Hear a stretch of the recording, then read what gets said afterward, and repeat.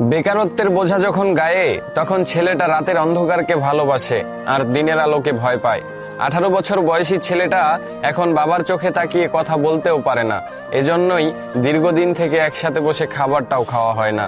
এক সময় স্বপ্ন দেখতো, আর এখন স্বপ্ন দেখায়। বাস্তবতার ধাক্কায় জীবনটা কতটা পরিবর্তন হয় একমাত্র 18 বছর বয়সী ছেলেটাই কেবল শেখায়।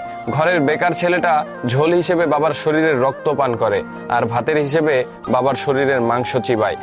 হঠাৎ করে নিজের কাঁধে দায়িত্ব দেখে হতাশায় পড়ে যায়। বয়ঃসন্ধিকালে শারীরিক পরিবর্তন ঘটে, বইয়ের মাধ্যমে আমাদের শেখানো হয়, তবে জীবন পরিবর্তনের গল্প কোনো উল্লেখ করা হয়নি।